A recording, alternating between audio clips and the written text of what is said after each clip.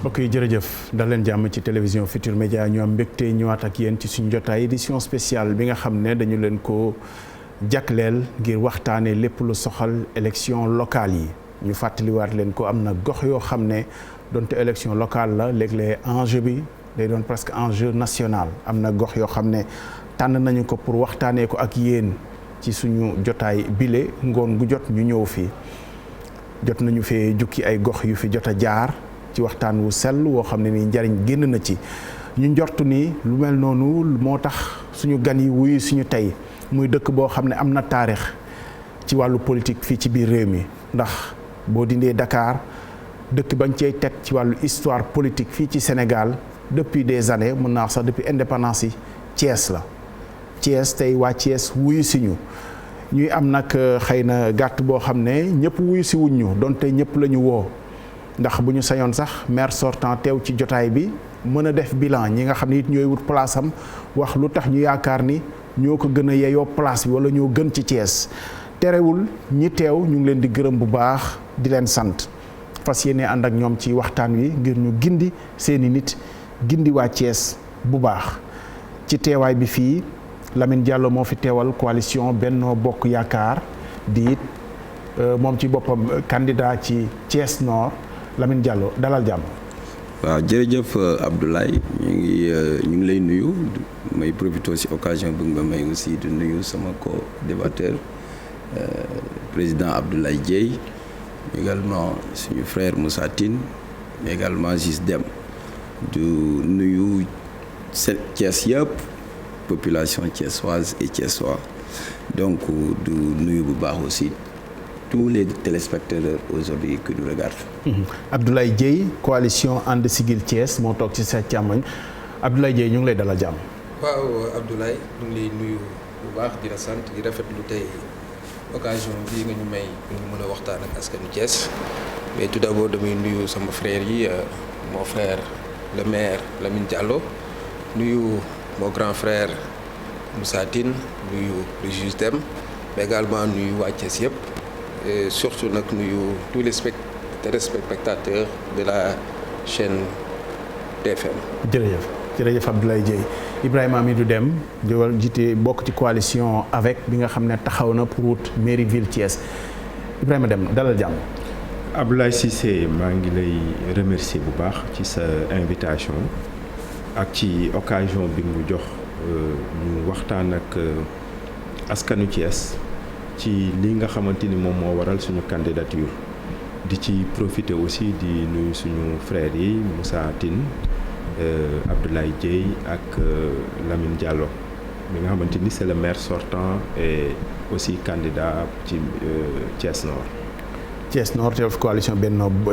Bokk Yaakaar dinañ ci ñëwaat Moussa Tine alliance Pencco ànd liggéey Moussa dalal jàmm. jërëjëf Abdoulaye maa ngi kontaan lool si. ñëw fii si débat peut-être que doon naa gën a kontaan si ñu fi annoncé woon ñëpp ñëwoon ci débat bi quand bien c'est une occasion de même au-delà du débat pour mu nekk am occasion expliquer yéene bi mu am ci Thiès ak gis-gis bi mu am ci doxalinu Thiès dana laa bëggoon nga may ma def ko am na ñu ma doon xaar tey surtout Ousmane Ngom Nasser Ndaw Maymouna Binta Ba et tout ça ma woon ma dem dalal ma foofu El Hadj Guèye Mordia ma excusé wu si ñoom ndax j'ai dû changer programme bi bàyyi leen fa ñu yebal fa ñeneen ma ñëw fii wuyu si TFM xam naa bu ñu gisee lii dinañ ma comprendre te jéggal ma dina yomb ci ñoom. te TFM maa ngi jéggalu waa koñ bi moo dëkk yëpp voilà. jërëjëf ñuy wax aussi on doit à la vérité de dire que am na ñaari candidats yoo xam ne mën nañ leen a nangul xëy na seen ñàkk a teew ci jotaay bi muy candidat Hélène Tine ñu koy massawum ak ñi mu àndal ndax dañoo am dëj boo xam ne ci la ñu nekkoon mu perturber seen programme. waxoon na yéeneem bokk ak ñun candidat Yankhoba Diattara nanguloon nañu teew ci débat bi waaye nag mu ne yitte bu ko président de la République sas tax na mënu fee teew ba tax na ki ko fi teewal aussi Lamine Diallo la ñu nangul ko Moussa Tine yow mi yoroon kàddu gi ñu des ak yow avant ñuy jàll campagne bi nga xam ne nii ci la ñu dëkk élection locale nit ñi dañu ci yitte woo xëy na gën a jege ñi nga xam ne ñoo leen di jiite ñu gën a mën a saafara seen i yitte Thiès tey lan moo tax nga jóg pour yow yaakaar ni mairie ville ba yeey nga ci pour yor ko dafa am lu matadi loo xam ne nii sa gis-gis la ci leadership nga mën ko cee yokk wala lan ngay teg ci loxo nit ñi ci campagne bi. alors bonne question li ma njëkk bëgg wax mooy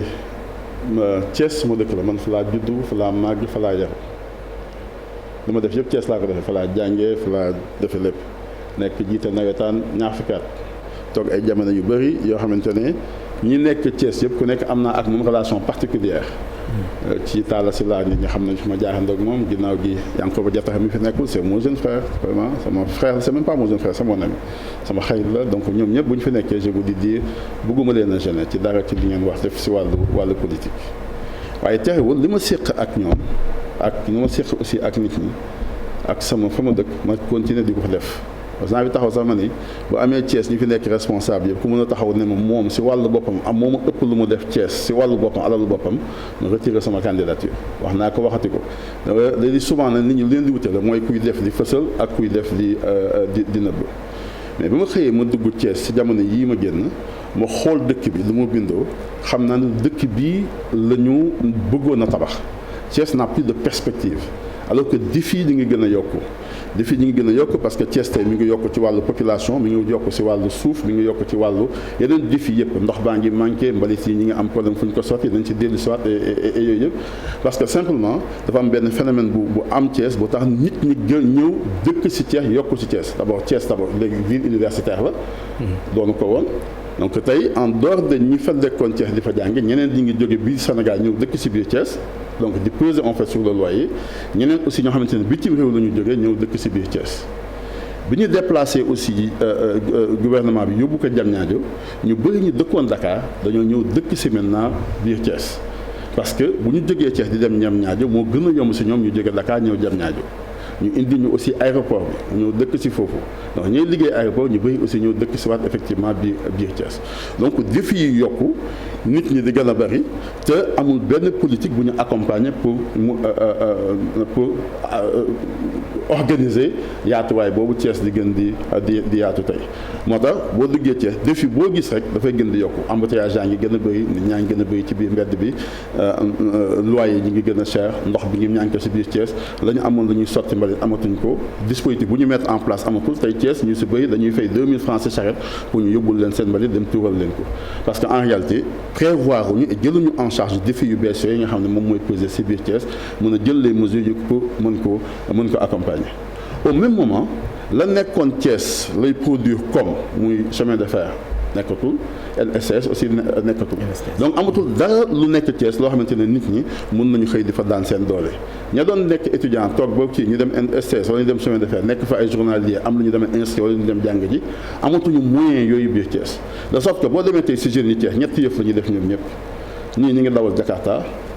ñii balu fëgg jaay la ñuy dajje di ko jaay ñeneen ñi centre de lavage oto yi la ñu am noonu nag la mos a bindoo c'est-à-dire que boo seetee Sénégal ak Thiès yi nu muy bindoo day gis benn jamono joo xamante ni ñëpp dañu doon xëy nekk ci kiosque pain yi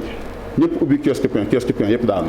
ñu toog benn instant ñu ubbi télécentre ñu ne télécentre mooy dox benn ñaar ñett après kër gu nekk def garage am télécentre. loolu Sénégal yëpp noonu la bindoo. oui noonu la bindoo mais Thiès da see gën a tee raw. pourquoi parce que simplement amuñu leneen lu ñu mën a produire fu jënu Thiès mën a jóg na maa ngi dem fa daani fa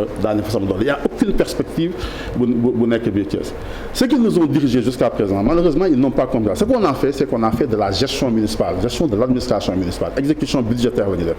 mais je n'ai pas vu quelqu'un bu ñëw Thiès ne ma voilà sama perspective pour Thiès sur par exemple 10 ans sur 20 ans personne ne peut te dire ce qu'il veut faire de Thiès dans 25 ans dans 30 ans personne mënu la wax benn vision boo xamante ne mën na ko def si Thiès donc moo tax maire souvent ne man je ne suis pas candidat pour être maire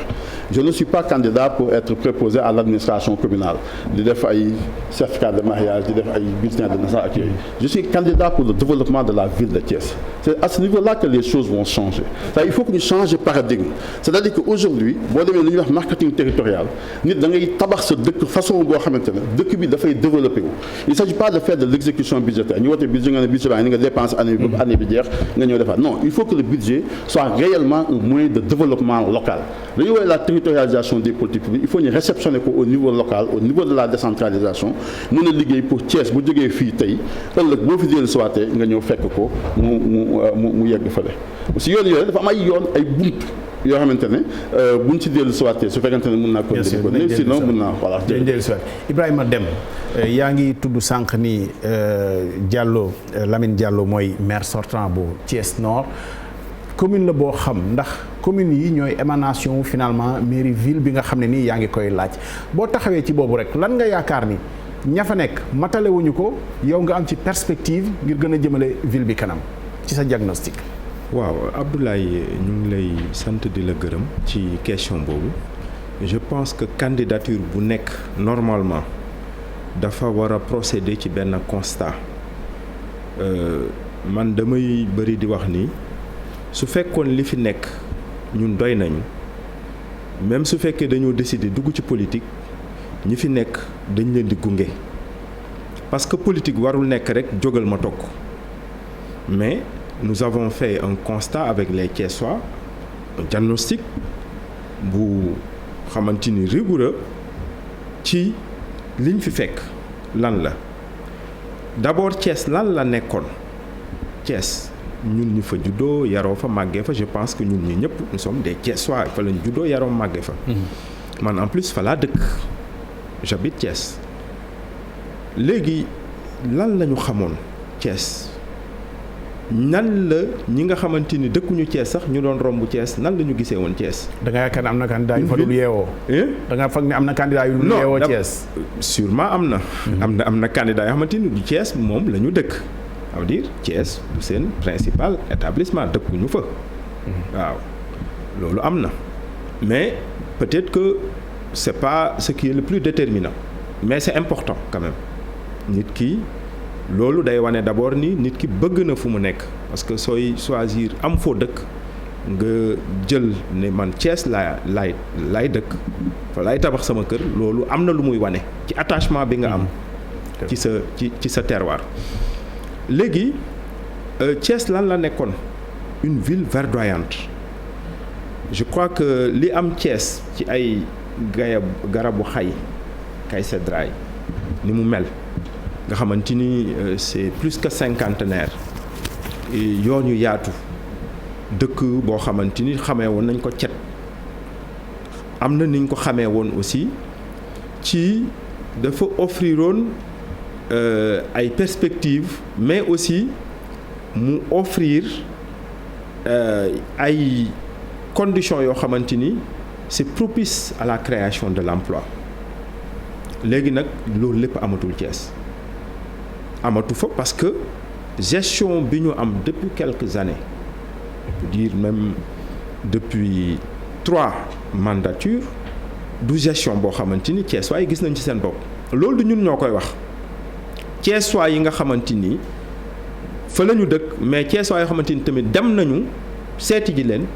waxtaan ak ñoom léegi sànq maa ngi doon waxtaan benn wax ma ne c'est un peu triste am na benn maire boo xamante ni waxam day ñëwaat chaque fois Ousmane Ngom lañ lay wax Ousmane Ngom décédé na depuis 50 ans 71. sooy wax nit ñi am plus de 50 ans dañuy am benn nostalgie wax maire Ousmane Ngom parce que yi mu fa defoon ba léegi amul entre-temps benn maire bu ñëw bu def liggéey bu mel noonu mais année yi passé dafa jéggi dayoo ci yu bëri nag insalubrité Thiès ñëpp xam nañu ni Moussa Tine mu ngi wax léegi di wax ni nit ñi ay charrette la ñuy jël di ko utiliser koñ yëpp loolu mooy réalité bi mais depuis 3 mois gis nañu ni c'est nit ñu xale yu musul dégg oto mbalit commencé nañu gis oto mbalit yi di ñëw depuis 3 mois laa wax. leneen li moom mooy sécurité c'était une ville sûre mais fu amul éclairage public foo xamante ni population bi mettre ñu leen à contribution pour ñu mën a ñëw taxaw ci loolu Thiès léegi ville boo xamante ni la amatul sécurité leneen li. moom mooy ci liggéeyu mairie parce que man ci liggéeyu mairie laay gën a wax. population yi ñu seeti ji yëpp constat bi ñuy def mooy dañ lay ne ñun xamuñu suñu maire les élus ne sont plus proches des populations da ngay gis ñu ne la xamuñu suñu maire nag du ni maire war na ñëw ci kër bu ne waaye dafa mel ni liggéey maire yi yeggul ci ñoom wala tamit maire yi du maire kese mënul dem fépp mais am na des conseils municipaux. même ak particularité wu Thiès nga xam ne am na mairie de ville am mairie de commune. am mairie de commune. parce que loolu xam nga particularité Thiès la Thiès rek moo am ville am ay communes à part Dakar. à part région Dakar. Thiès rek moo ko ci am. te loolu bi ñu koy def dañoo bëggoon vraiment élus yi gën a proche encore ci seen population mais loolu amul loolu jooytu la fu ne. waaw mais nag lu ci gën a metti mooy wax dëgg yàlla prédation foncière bi fa am ces dernières années gis ngeen wax nañ ko fi ñu bari wax nañ ko muy loo xamante ni metti na lool metti na Thiès waaye fépp fi waroon nekk gis nga sooy dugg Thiès route nationale numéro 2 loolu ci travaux 2004 yi la bokkoon am na fu ñu waroon def bande de ville ba gare routière bande de ville avec je pense que le président Idrissa Seck. Thiès 444 bi. Thiès 444 bande de ville avec ay équipements ay parcours sportifs lu am solo il y a 2 ans loolu yëpp ñu jël dindi ko def ko ay kër visage Thiès xar kanamu Thiès changé complètement Thiès amatul espace vert. ñu dem ba nit ñi ay kër yu ñu moom ay seen terrain yu ñu moom ñu désaffecté donc muy ay jafe-jafe yu tar yu population yi di dund ay amatuñu ay terrain quartier yi nga xamante ni amatuñu sax ay terrain de sport yooyu yëpp côté santé côté compétence transfert yëpp population yi dañ ciy joytu donc loolu ñu jàpp ni il faudrait que ñu restaurer une bonne gouvernance d'abord loolu la nit ñi nga xamante ni ñoom ñooy jiital jubal gën a proche population yi soxla yëpp mënuñu régler ndoo. est-ce que gis nga ci juste rapidement li Moussa Tine brossé ci ne du def gestion municipale maanaam budget bi rek ñu woote ko nga xool noo koy doxalee ba at bi jeex mais gën a am perspective yu gën a sori loo xam sax mandat lay doon maanaam perspective sur 10 ans sur 15 ans pour développer Thiès. mais gis nga Abdoulaye loolu Moussa wax loolu am solo la te moom la ñu amul ci réew mi ci kaw ci état central ak ci vraiment collectivité territoriale yi parce que xam nga loo gis rek ci projet yi day nekk court moyen long terme mais ñoom projet long terme yi intéressé wu leen parce que dañuy bëgg def ay liggéey yoo xamante ni mën nañ ko présenter à la prochaine élection. waaw moo tax yu bëri nag di sooxe te projet à long terme yi nga xamante ni dépassé na 5 ans day dépassé benn mandature. yooyu ñooy ëpp impact ci population yi parce que loo xamante ni dafa war a dëgër am solo malheureusement loolu amuñu ko ci. donc ñun ci loolu la ñu taxaw ci diagnostic boobu ñu def ko xam ni wax dëgg yàlla Thiès mérite mieux que cette gestion là ñu jàpp ni ñun ñu ngi ànd ak ay nit ñoo xamante ni wax dëgg yàlla am nañu yéene bi am nañu pas-pas bi am nañu jub bi am nañu maandu bi je pense que nangu nañu liggéey ñu jàpp ni am nañu aussi ay projet yu mën a njëriñ Thiès loolu moo ñu dugal. ci Abdoulaye Dieye maa ngi ñëw léegi Lamine Diallo yow xam nga maa ngi fàttali sànq ne maire Talla Sylla bi yoroon bilan nekk fi waaye yow nag am nga bilan boo xam ne aussi waa Thiès dinañ la ko laaj ndax yaay Thiès maire Thiès Nord. te nag comme ville yi émanation commune yi la lan ngay teg ci loxo waa Thiès ba mu jaral leen xëy na ñu yóbbaale ki nga xam ne moo leen teewal ci ville bi di Yankhoba Diattara di candidat ville mais yow Thiès Nord ci boppam. li juge dem wax ci ne gisu ci yokkute problème foncier yi bari na sécurité environnement ak yooyu lan ngay teg ci loxo waa Thiès pour ñu mën laa falaat yow. waaw jërëjëf je crois que loolu moom dinaa ci sawar ndaxte depuis 2014 ñu ngi ci bopp mairie Thiès Nord et je crois que Thiès Nord c'est 19 quartiers. parce que aussi xam nga booy laaj aussi ñun ñu nekk ci biir xam nañu les difficultés et les contraintes réelles et objectives des mairies. Xam nga Thiès, avant même l'acte 3, la commune de Thiès Nord, son budget tournait autour de 1,5 milliard, 2 milliards net. Mais boo tàmbalee difficulté, est-ce que di nga am ay perspectives? Non, dinañu am perspective, mais malgré ça. tey boo jëlee sama commune par rapport ak c'est un arrondissement bu ñu érigé ko en commune. Avec une population bu 122 000 habitants. Mais le budget boo xoolee c'est le budget bi day nekk un budget de fonctionnement simplement. tey boo ñëwee y a la mairie ville sax peine à payer ses salaires pour vous dire que c'est des budgets yu nga xam ni day téye maire bi pour mu def dara. Mais malgré tout ça tey dans tous les secteurs te bu ñu ko jëlee muy les quartiers si nous prenons l'environnement tey gis dem wax na ko Thiès lu doon def charme bi mooy espace vert. Je pense que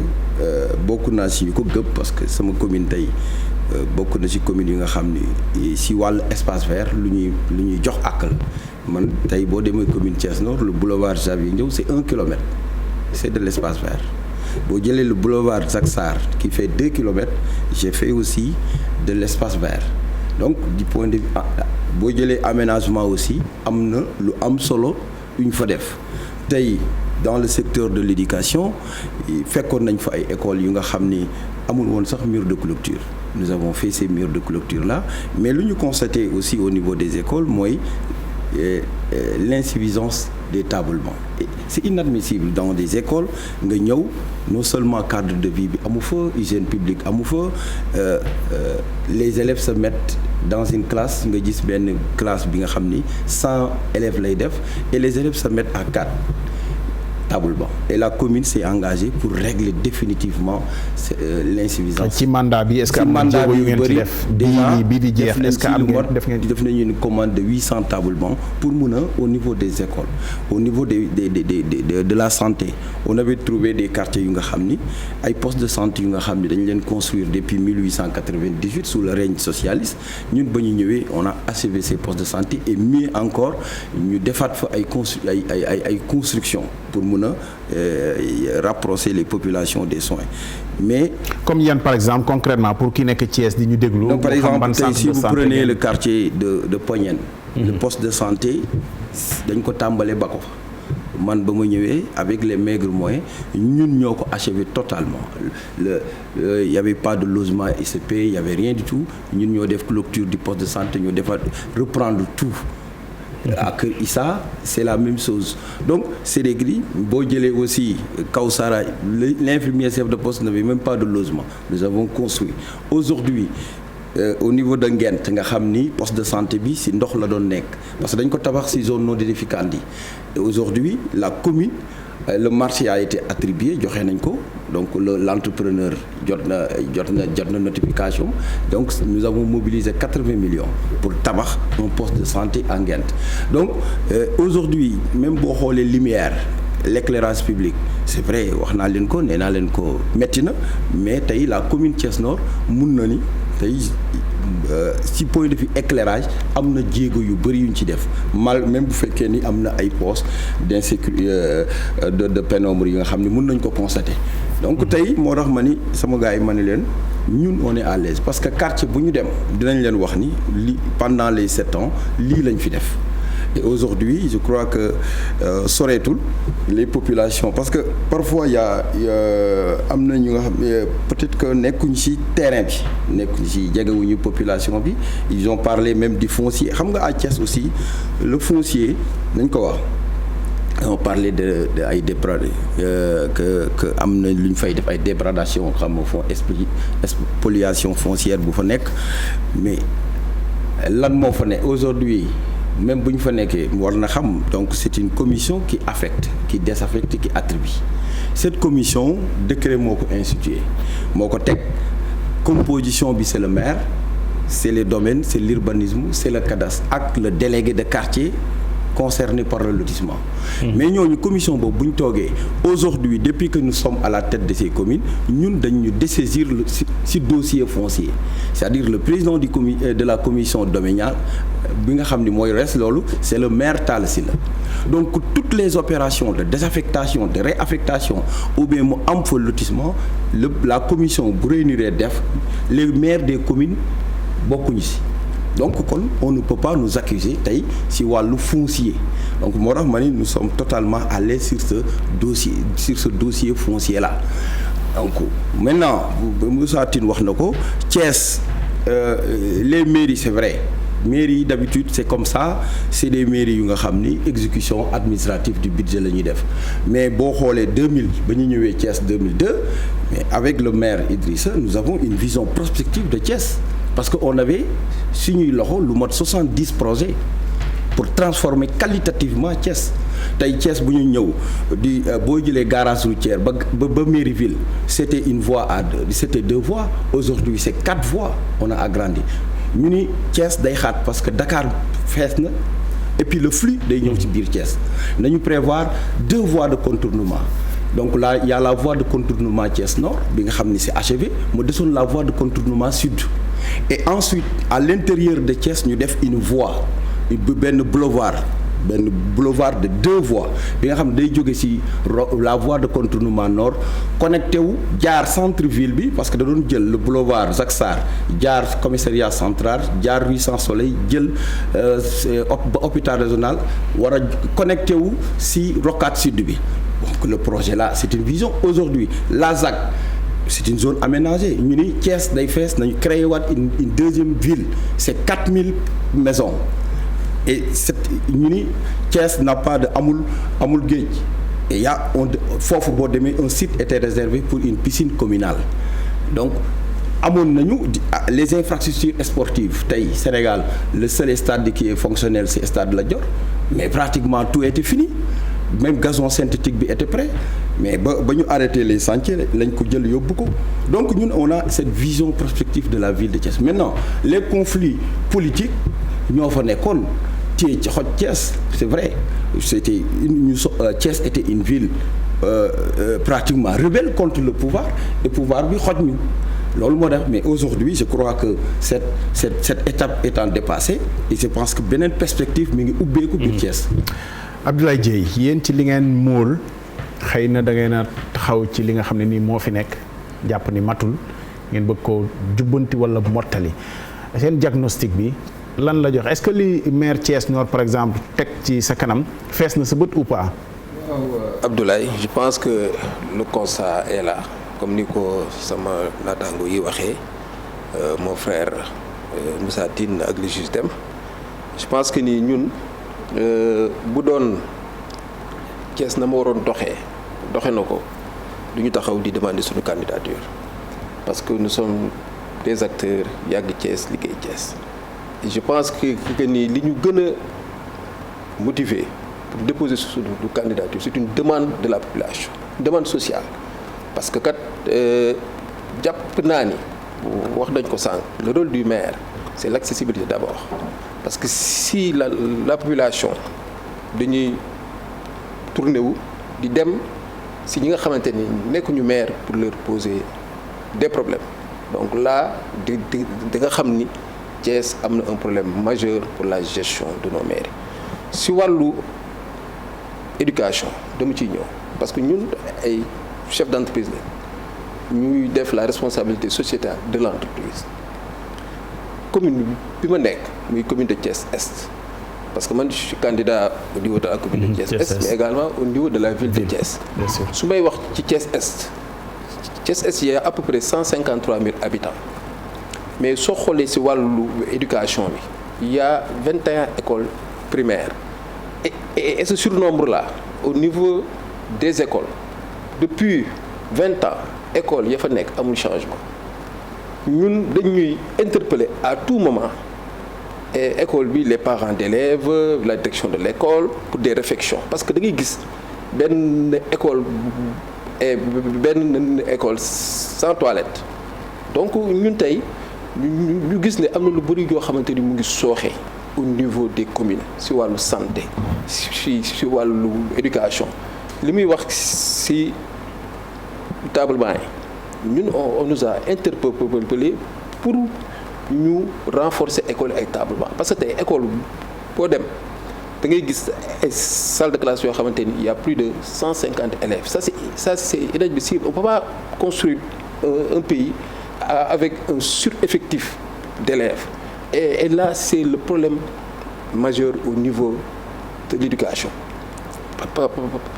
parce que comme ni ñu ko waxee Thiès c'est une grande ville dafa commencer am surnombre. mais loolu bu ñu leen ko waxee yéen est-ce que day arrivé ngeen yeggee ko ñi ko war a solutionner wala yéen da ngeen koy defar est-ce que bu yeggee ci ñoom dañ cey wutul pexe am déet. waaw mais c'est ça c'est parce que ñoom dañuy ñàkk ay pexe pour régler loolu moo tax askan bi ñëw si ñun te nit ñu nag Thiès la ñu am mënuñu toog ne dañu am un mouvement citoyen pour accompagner les populations bi am soxla wax ñu ko te duñ ci jéem parce que am na yenn yoo xamante ne c'est le rôle du maire donc wax nañ ko si wàllu assainissement ñun interpellé nañu à tout moment tey boo demee si quartier yi nekk Thiès yëpp le problème majeur bi nga xamante ni ñun moo ñu metti problème assainissement Thiès si mbedd yi la ñuy tur ndox amul ay égout amul ay zone d'évacuation des eaux tey da ngay xool Thiès avant amul woon il y avait pas amul inondation mais depuis ces dernières années avec l'occupation anarchique voie bi nit ñi di dëkkee amul plan directeur d'aménagement nit ñu leen neex la ñu dëkkee tey Thiès bu tawee Thiès waa yëpp am problème y a que des difficultés yoo xamante ni rencontré nañ ko sur les 9 domaines de compétences yoo xamante ni tey gis nañ ni suñu maire yi waroon nañ di ko saafara te nag mu nekk benn demande boo xamante ni fu ñu jaar askan bi dañ ñu koy coytu peut-être nag ñoom def na li ñu mën kenn du ne li ñu fi def baax parce que Thiès te Ousmane Ngom au président Idrissa Seck xam nañ ni am na loo xamante ni def nañ ko Thiès mais nag le constat est là sur le plan de l'environnement wax nañ ko Thiès était une ville très propre mais maintenant je peux dire et le considérer que maintenant Thiès ci dëkk yi gën a salte la bokk parce que da nga gis maire yi boo xamante ne amul oto mbalit et ça c'est inadmissible fan yi oto mbalit yi fiy gis mooy oto mbalit yi nga xamante ni UCG ñoom ñoo ko yor donc ce constat là donc moo tax daal ñu ne ñun on veut un Thiès nouveau on veut un Thiès boo xamante ni day nekk une démarche inclusive askan bi ñu boole leen mooy approche bi may wax parce que foo jaar askan bi lan la ñuy wax xamuñu suñu maire xam su maire comme li ko juste dem boo waxee c'est pas que maire bi day dugg si kër yëpp mais mu def ay actions yoo xamante ni tey askan bi lañ si gis seen bopp si wàllu santé surtout poste de santé yi man j'ai eu à accompagner presque les 8 postes de santé de la commune de Thiès Est. J'ai fait un constat en 2019 j'ai fait une visite dugg si poste de santé yi nekk Est yëpp mais c'est dans un état piteux da ngay ñëw fekk maladie sax amuñu matelas boo xamante ni fa la ñuy tëdd donc nag loolu lépp ñun dañu am une responsabilité morale donc dañu war a taxaw nekk vraiment ñun am nañ yéene defar parce que tey ñi ma àndal mooy la coalition citoyenne And Siggil Thiès ce sont des personnes yoo xamante ni tey Thiès moo lay ñor si biir coalition bi am na secteur d'activité yëpp am na corps de métier même les handicapés dañ leen a dugal ci suñu coalition parce que tey Thiès le problème social moo gën a am ci bi jafe-jafe parce que tey am na ñoo xamante ni tey seeni jafe-jafe amuñu fund bu ko jooytoo ci mairie yi la ñu war a dem ci collectivité territoriale la ñu war a dem jooytu ko mais amuñu accessibilité bon peut-être on peut comprendre le budget c'est insuffisant. Parce que wax nañ le budget des mairies qui tourne au niveau des communes man si commune bi ma nekk. Le budget tourne entre 600 à 800 millions. De prévision. De prévision. Mais loolu ce n'est que un budget de fonctionnement. Donc il faut que comme ni ko ñoom ñëpp waxee ni il faut une vision. Il faut des projets structurants et des projets innovants pour créer un plan de développement pour que Thiès mën a jógee fii mu nekk décoller. Donc nous on a ces ambitions, cette vision pour que ñu mën a xam ni Thiès tey dafa war a nekk dafa war a am zone industrielle parce que wax nañ ko Thiès ñaari xëyukaay ya fa nekkoon. chemin de fer ak NSTS. Donc ñun c'est notre cri de cœur la relance du chemin de fer parce que ku wax Thiès ne raay benn dëkk ñaari gaar ñun on a envie di dégg pimpon di dégg le train siffler parce que ñun loolu mooy tax Thiès moo mën a jóg mais tey loolu lépp tey dafa sooxe moom looloo waral Thiès am ay jafe-jafe si wàllu emploi. La jeunesse de Thiès seen préoccupation bi yëpp mooy débouché yoo xamante ni bu ñu jàngee am diplôme ba pare fan leen leen insérer maintenant à Thiès y a que dawal Jakarta jaay café institut te loolu c'est parce que dañu amul lu ko gën mais Thiessois yi am nañ gëm-gëm am nañ gis-gis moo tax ñu ne kat Thiès war na décoller sur le plan industriel parce que mënuñu am Thiès boo xamante ni dëkk boo xamante ni daa am ay recherche parce que Thiès am na ay ressources naturelles mais da ngay gis les ressources naturelles yi nekk Thiès dañ koy utiliser comme des matières premières yoo xam dañ koy exporter vers l'extérieur. Pourquoi pas créer des infrastructures yoo xamante ni dañ fa installer ay usines pour que ces matières là ñu mën ko exploiter Thiès pour mu mën a absorber le problème de l'emploi à Thiès mais également créer ay recherches yoo xamante ni dina mën a jàppale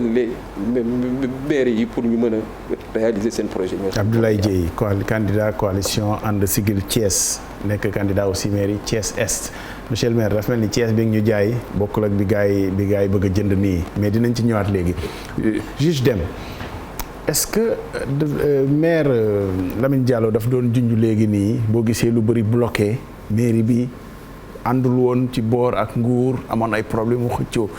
est-ce que loolu yeggul ci incompréhension bu nit ñi am ci wàllu décentralisation ba yaakaar ne xëy na lépp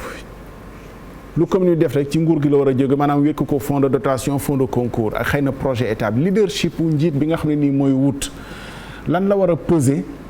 pour projet de développement bi nga xam ne moom lay proposer askanam. waaw Abdoulaye li mu wax c'est pas totalement faux ci constat parce que gis nañu ni politique ni muy doxee ci Sénégal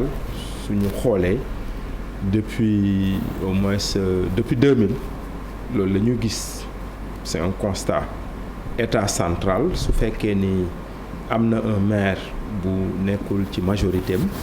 wax dëgg yàlla duñ ko yombalal liggéeyam. mais loolu nag waru ko teree mu def liggéeyam waru ko teree mu def ci kéemtalaay kattanam parce que gis nañ fi ay communes ay villes yoo xamante ni ànduñu woon ak pouvoir gis nañ ni aussi pouvoir yombalu leen woon seen liggéey mais ñu ngi def ci seen kéemtalaay kattan di ànd ak population bi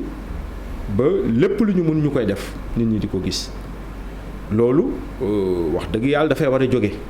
su fekkee argument boobu mooy tax nit ñi naan ni man su ma nekkul ak nguur bi du ma mën a liggéey je pense que maire ville Thiès loolu moo nekkoon argument bi muy génn ci yéen léegi nag je pense que aussi l'argument de campagne actuellement c'est waaw léegi nañu ànd ak nguur gi suñu ànd ak nguur gi ñu mën a liggéey. yaakaar naa ni réew dañoo war a xeex ci ay principe loolu warul am décentralisation dañ ko fay def parce que lépp pouvoir central bi dafa amoon centralisation état moo doon gérer lépp mu toog ba benn moment mu xam ni que ci terroir yi wax dëgg yàlla nit ñi dañoo war a am administration bi daf leen war a gën a jege ñu ne léegi nañu ñëw fal ci ñu gën a jege ñooñu am ay sañ-sañ ay compétences yu ñu transféré pour ñooñu di ko mën a gérer compétences yi mooy ay domaines yu gën a jege population yi donc loolu suñ ko defee objectif décentralisation mooy développement local nan la ñuy def ba développer gox yi loolu nag su amee man jàpp naa ni jafe-jafe bi du état central parce que principe bi dañ koy respecter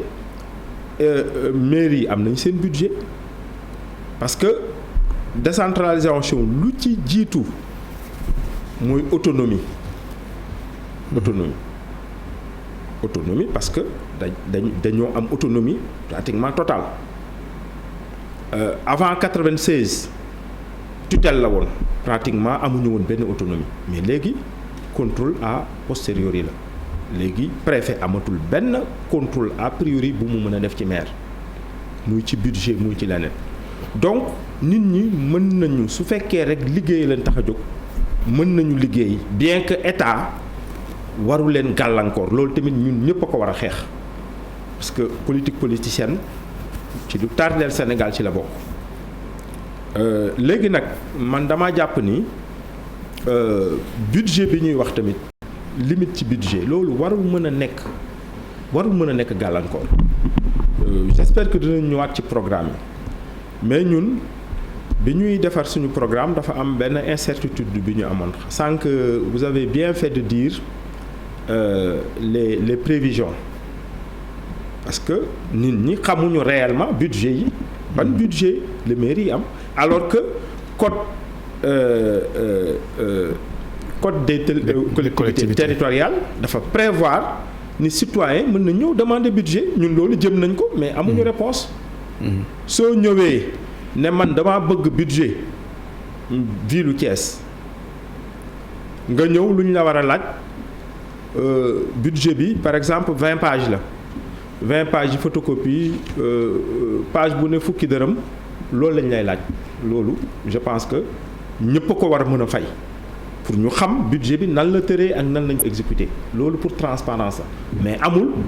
fenn foo xamante ni yaakaar naa ni fu ñu koy def mais loolu ñun tënkuñu parce que xam nga li ñu war a changer aussi ci réew mi lu ci ëpp solo mooy xaalis bi ñu yàq au niveau central comme au niveau des collectivités territoriales xam nga wax nañu ni budget yi soo gisee pourcentage bu bëri près de 80% budget de fonctionnement la lu koy indi moom mooy clientèle politique bi ñuy jël di ko recruter ñii sama parti la ñu nekk dama leen di recruter parce que loolu anomalie la ci gestion fonctionnement di ëpp jël 80% loolu yow lan ngay réaliser doo mën a réaliser dara maintenant beneen jafe-jafe bi mooy on ne rationalise pas mooy saqanaluñu yaxanaluñu parce que ressources yi su bëriwul da nga koy saqanal ñu am ay priorité mais su fekkee ni objectif maire bu njëkk mooy jënd ay oto moom mooy ñëw di jënd mobilier équipement defar ay bureau yooyu loolu su fekkee loolu la te loolu moom mooy réflexe un peu fii ci Sénégal da ngay gis mode la léegi képp ku ñu désigné fenn même les chefs de service da ngay changer sa mobilier yëpp li nga fa fekkoon dëkk da nga ko fay jëlee te ça ne choque personne dañuy dem sax ba karaw yi ñu fa fekk dañ koy dindi jàpp naa ni yooyu yëpp dañ ci war parce que réew suñ koy changer dañoo war a am yenn yu ñu changer ñun campagne bi dama koy suivre Thiès dañoo romb démb barki démb fenn ay xale di naan xoolal ñi seen oto yi ñun ñu ngi sant yàlla oto yi ñu yore ñoo ko moom ñun ak ñu àndal damay naan ni dañoo war a changer ni ñu xoolee homme politique ñu ko war a changer. aussi bien ñi nekk ci pouvoir bi que ñi nekk ci opposition bi et cohérence d'ensemble moom moo war a am réew mi réew bu pauvre la c'est indécent may gis ci campagne électorale yi yenn moyens yi ñu ciy def nga gis benn cortège soo compté oto yi ci nekk ak moyens yi ci nekk day jege ce sont des centaines de millions ñooy ñëw naan man damay jiite benn collectivité territoriale boo xamante ni budget bi motul sax yéen oto yi ngeen di yor. qu'est-ce que lan la ñu bëgg a wane. fii ci réew ba du cortège Moussa Tine. Non man du ma citer kenn mais loolu ku nekk Thiès population thiessoise yi gis nañu ko te loolu côté central comme côté kii day parce que dafa am ni ñuy gisee homme politique fii moo gën a war a rëy oto moo gën a war a cher oto moo gën a rafet kër loolu dafa war a changer dafa war a changer nag ci wutin bi même nit ñi suñuy wut ñu am benn cohérence ñu xam ni wax dëgg yàlla ñii de moyens yi ñu yore seeni moyens la ñoom ak ñi ñu àndal waaw ñu xamante ni tamit moyens yu ànd ak wax dëgg yàlla amu dëkk bi la. parce que moyens yi ñu fiy utiliser ci campagne bi ci pays occidentaux yi les pays les plus riches ñemewuñu ko def ci politique. loolu il faut que ñu koy souligner ñu koy wax du nit ñooñu ñoom ñooy mën a changer te du ñooñu ñoom ñooy ñëw di jaxanal nit ki du ñëw naan maa ngi bëgg nekk maire benn commune maa ngi dawal oto 88 millions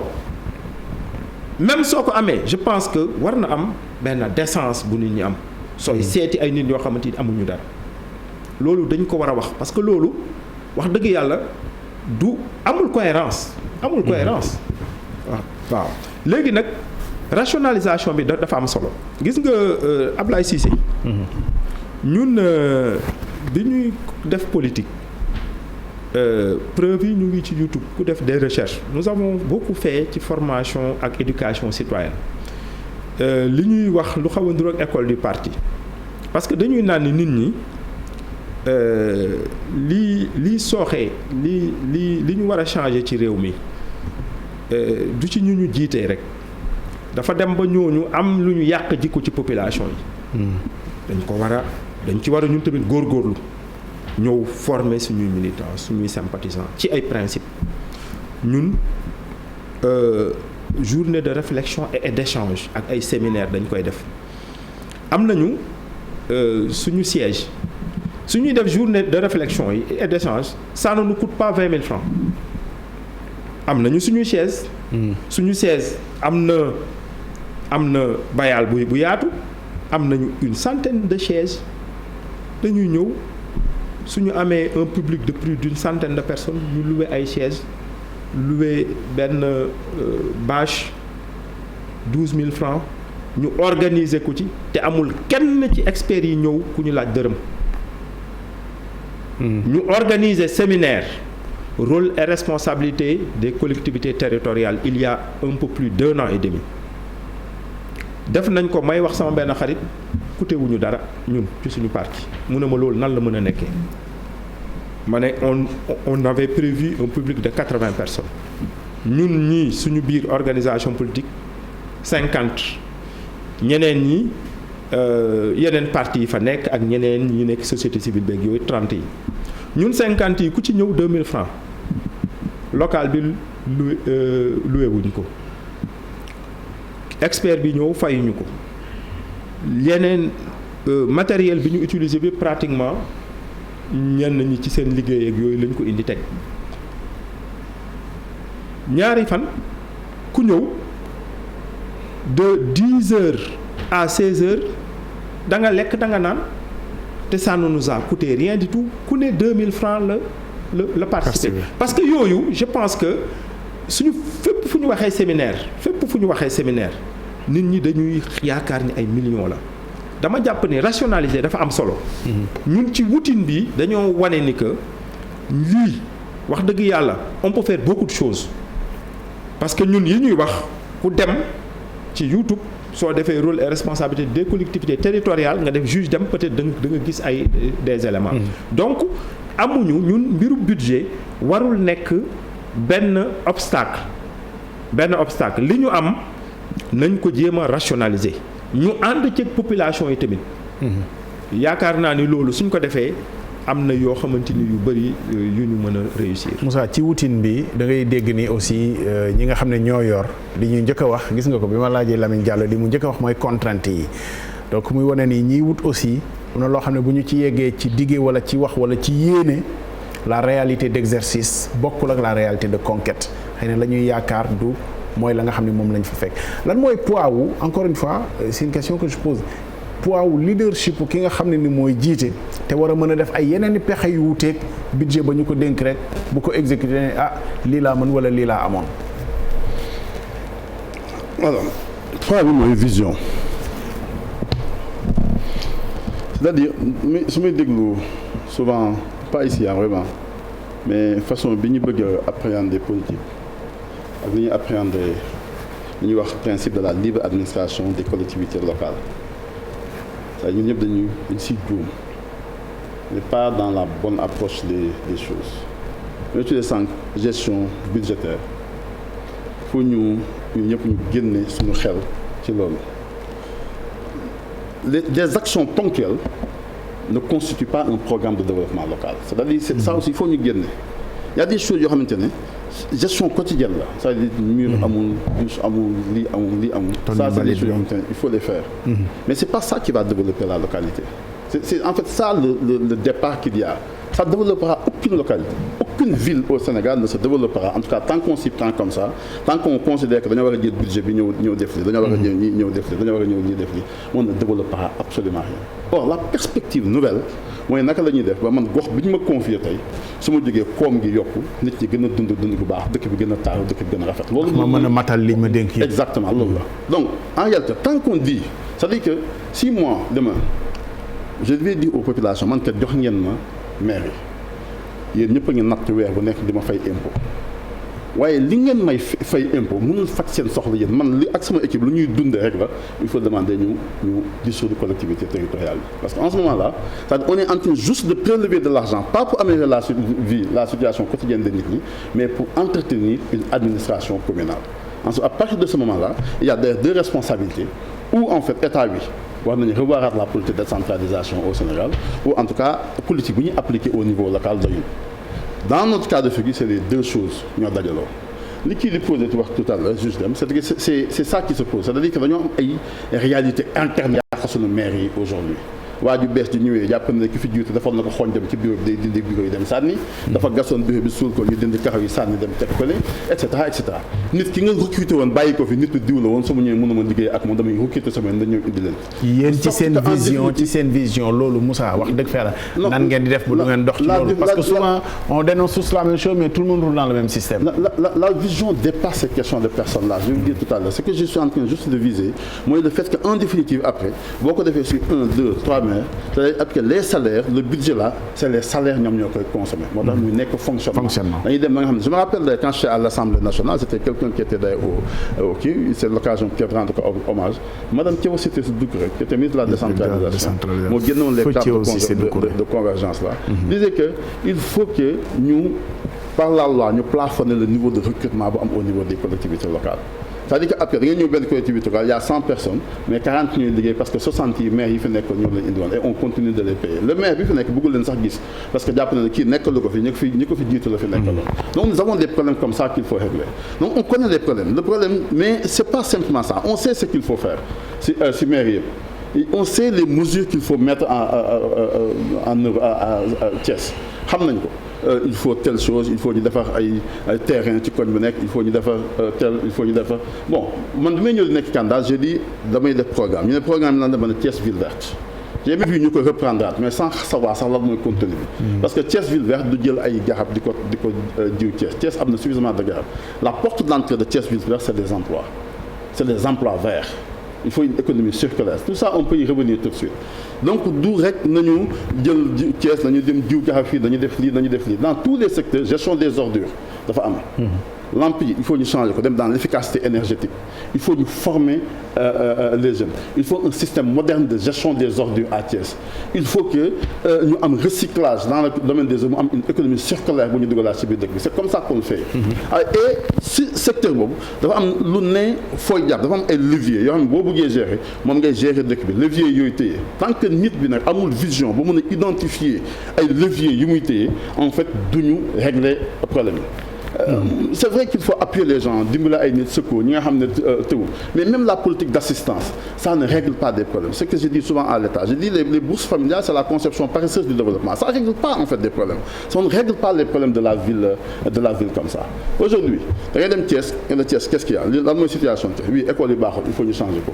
il faut mu am ay centres de santé pas simplement des postes de santé mais il faut des centres de santé il faut même des centres de médecine d'urgence il faut ñu am loolu parce que li jafe Thiès c'est la disponibilité du médecin il y a peu de médecins médecin bi day xëy mu ne man kat 30 personnes laay jël bu jeexee bu ñëw benn waaye day ñëw ba ñëm di métti ñu ne ko non médecin bi jël na ba noppi ne man ba fanaani ba suba nga dellu si waat ci urgence souvent oui souvent gis kenn koo xam ne dina ñibbi këram de dellu si waat diggante bi yàlla faat na ko parce que amul médecin donc ce qu'il faut c'est faire en sorte que dans chaque commune d'arrondissement de Thiès mu am un centre de médecine d'urgence avec un médecin disponible à tout instant c'est-à-dire nit saa yu fa duggee na fekk foofu 2 médecins bu ñu ko waxee référé après su hôpital ñu yóbbu ko référé ko si hôpital la disponibilité du médecin nous avons tellement de médecins là qui circulent yu nekk si biir dëkk bi et ak même faculté bi fa ubbi on peut même ouvrir ça nit ñi dafa ñëw def ay donc il faut quand même régler ces choses là il faut restructurer nos marchés à Thiès on ne peut pas avoir marché bu jógee rond passage à niveau dem ba rond-point Jaxaaw c'est pas possible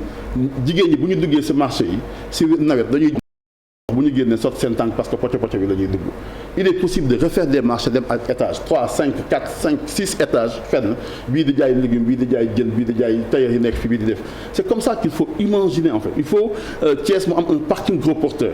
parce que tey boo duggee Thiès koñ yëpp da ngay fekk ay camion taxaw fa amuñu fu ñu gaaree te il faut ñu fanaan fa donc ñu wutal leen ko ñu mën faa dugg fu ñu duggee ñu xool ban heure nga dugg ban heure ngay génn booy génn nga fay on crée de la richesse pour la municipalité ay jigéen dem fa di leen jaay lekk xale yi dem fa di leen defal ñuy kii mécaniciens yi dem fa mën a réparer seen auto sur place souvent même benn entrepreneur mën na faa ñëw ubbi fa benn kii bu ndaw bu nit ay nit mën a fay fanaan fa booy waxee jëlaat sa du chemin le lendemain nga ñëw def ko il faut ñu xam ne Thiès il faut ñu et certainement ça dans une intercommunalité ay cimetière amatul Thiès on ne le dit pas assez mais amatuñu cimetière Thiès suñu cimetière yëpp fees na ça c'est des choses ponctuelles yoo xamante ne chaque mairie wax naa jéem suba mu ñëw mu régler mais au-delà de ça maintenant c'est quoi le levier levier c'est deux choses il faut d'abord créer de l'emploi c'est ce qu'il faut nous éviter mooy damay pavé jógee entrée Thiès dem ba mairie ma lancer marché Ablaye Cissé gagné marché bi bu ñëwee souvent dañuy dem sax seeti sama mbokk séeréer yi jóge dëkk ba ñëw wala dem jëli ay Pël Fuuta ñoo jox leen marché bi bu ñu paree ñu négocier ñu defal la réception il y a une entreprise qui gagne de l'argent aujourd'hui il faut ñu génn perspective boobu di def lu ñuy tudd ay projet IMO haute intensité de main-d'œuvre nañu jël dañuy defar pavé nañu jël xale yi jàngal leen nu ñuy def ko pavé nañuy poser pavé nu ñuy defee bordure pavé fi nga doon jël par exemple benn marché fay 600 millions tu prends 800 jeunes de Thiès nga jox leen ñoom ñu defal la pavé yi tegal seen bopp pavé yi ce que tu fais c'est que au lieu ngay def assistance yaa ngi dugal ci kër gu nekk salaire 80 wala 100 000 francs donc nga yokk pouvoir d'achat wu kër yi boo yokkee pouvoir d'achat wu kër yi yaa ngi développer entreprise yu nekk Thiès. te jox nga leen métier aussi jox leen métier boo développer entreprise yu nekk Thiès maire bi mi ngi yokk ay recettes am parce que entreprise comme mi ngi yokk lu ñuy fay day gën a bëri donc noonu yu mel noonu la ñuy xalaate ne nii kat la ñu war a taxawale Thiès ba pare xale bi am na métier taaral na dëkk bi bu subaa bu projet bi jeexee it bu Ablaye Seydi tabax këram ne fii kat dama fay bëgg a def ay pavé xale bi ne man soo ma fayee ma defal la ko ñu fay ko mu defar ay pavé foofu ci biir kër donc am na métier bu muy mën di continuer di suturlu du xëyati di ñaan yaayam lu mu jënd ndékki la deuxième chose mooy il faut que xale Thiès bu ne ñu fexe mu am emploi mu am formation c'est pour ça que dans le programme que nous proposons on propose ne bu ñu gagné maire bi la première chose qu'on fait mooy dañuy ubbi un centre des métiers à Thiès xale yi lu ñu xew ñi am nañu BFM génn école ñii dem nañu ba am bac ñëw université xam nga taux d'échec bi am université ñu ñibbiwaat seen dëkk yi même souvent ñu génn fac ak diplôme souvent amuñu métier un étudiant bu génn fac de droit tey ak un master 2 mënut a bind une assignation say jàngaluñ ko métier am na xam-xam si bopp bi ne amul métier donc xale boobu mooy delluwaat dem Thiès bu delluwaatee dem Thiès toog fa amul benn métier day xëy di xool yenn saa yi mu toog yaa ne xaaral ma dem jënd Jakarta wala mu ne xaaral ma jënd bala fekk jaay ñii dem def café ñi nekk ay courtier souvent état civil boo bëggee këyit nga ñëw fekk leen fa ñii boo demee di wut permis nga fekk leen fa ñii boo demee service impôt nga fekk leen fa parce que amuñu dara lu ñu mën a def jànguñu dara donc boo leen wutaloon tey école des métiers sur en fait ay métiers yu tumuranke yu bëri ci dëkk bi tey benn oto rek boo changé démarreur bi boo amul programme mënoo taal oto bi il faut ñu reprogrammer waat ko métier boobu fu ñu koy jàngee Sénégal fenn fu ñuy jàng ay techniciens supérieurs pour defar tali yi. Moussa xëy na financement développement local boobu beneen. non du financement ça c'est pas beneen jotaay la. parce que aussi non ça part pas de néant xam nga. non c'est du néant amul benn financement boo ciy génne. ce que tu gagnes c'est que simplement boo pare xale bu nekk boo jël Thiès ku nekk am na métier bu mu dem jàngi bu mu mokkalal boppam téléphone yii ngay gis nii tey Thiès fii boo si jël tey ñaata téléphone mooy circuler Sénégal 10 millions 12 millions fu ñuy jàngee defar téléphone bu yàqu. fenn ces choses là deful budget fi nga doon dem ci coopération décentralisée di wax ne jox leen ñu xaalis bu ñu def nii demander ñu jox la des personnes qualifiées ñëw former les jeunes de Thiès ñoo ubbi école boobu ñoom ñu ñëw jàngal xale yi da ngay gagné ñaari yëf benn xale bi am na métier mën na débrouiller wul boppam waaye da ngay gagné une troisième chose loolu mooy marketing territorial suba bu benn entreprise jógee Sénégal ñëwee Sénégal investissement ne damaa bëgg a ubbi fii usine buy defar téléphone wala usine buy defar oto buy monter oto wala loolu fu muy jëm Thiès amul tax. parce que Thiès moo am fu ñuy jàngale xale yi métier. aujourd'hui boo seetloo ci Sénégal yëpp foofu gis fu ñu ubbi école rek entreprise bu ñëw da ngay gis day mujj indaale ay nit ñi mu jëlee réewam ñu ñëw fii di liggéey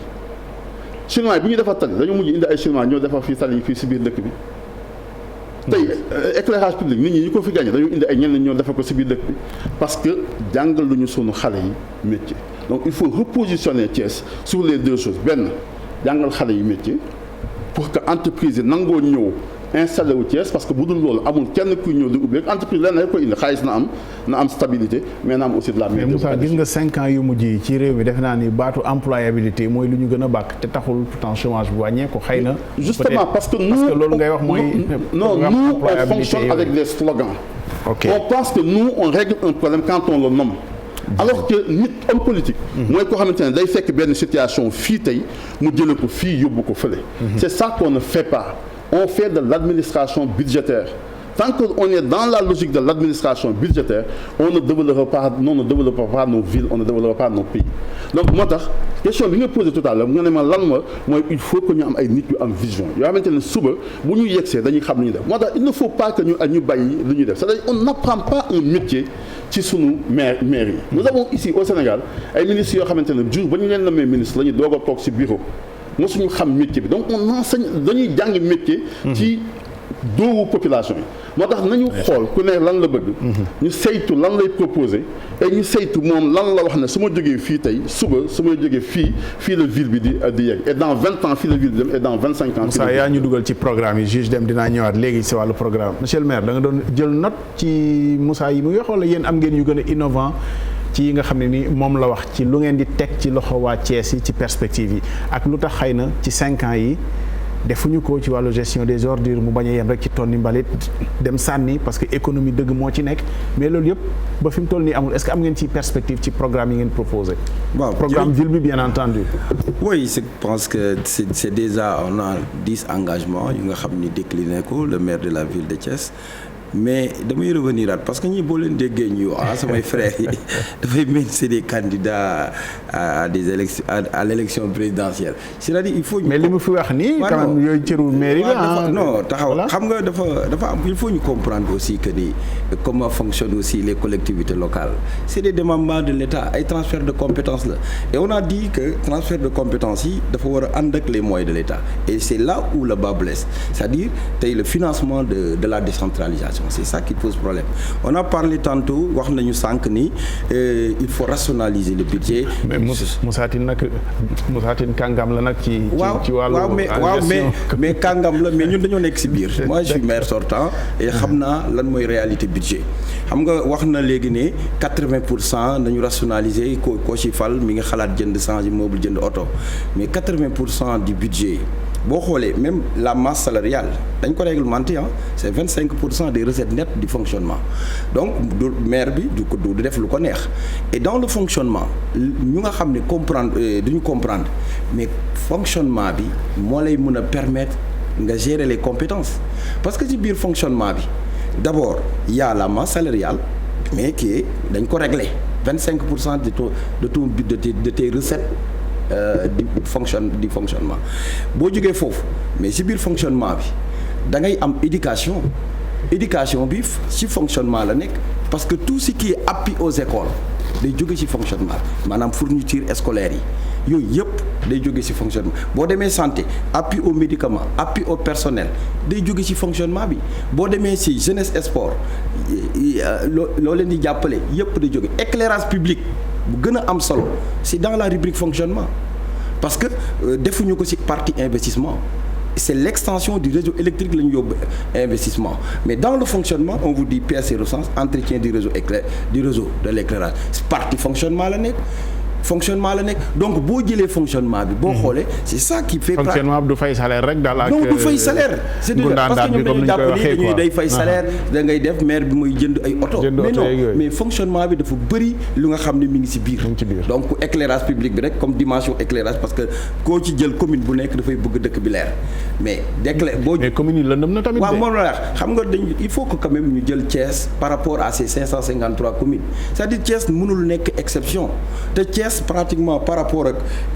ville bu mu doon tey boo jëlee la ville de Dakar mais c'est le budget c'est plus de 50 milliards quand vous prenez la ville de Rufisque c'est ñaata milliards la mais boo jëlee parce que tey boo jëlee lu mel ni Rufisque Sococim benn patentam il day def 1 milliard patente Thiès amul foofu. waaw mais loolu la ñuy wax. loolu dama lay wax c'est-à-dire il faut ñoom ñu xam. ban ville la ñu amal affaire est-ce que am nañu une ville. avec des infrastructures fortes yu taxaw yu nga xam ni am ay recettes ñu mën a dem parce que ak loo fi mën ci wax slogan lay doon ay discours la pompeux bu mu monsieur le maire yow contrainte yi rek nga ñuy wax est-ce que ça veut dire que on ne peut rien faire non on peut rien faire loolu moo tax ñun c'est-à-dire dañoo comprendre comment fonctionne c'est-à-dire tey boo jëloon wax na ko sànq nee na maire yi fi jaar depuis 60 maire yu fa jaar Ousmane Ngom lay cité il avait l'appui du président Senghor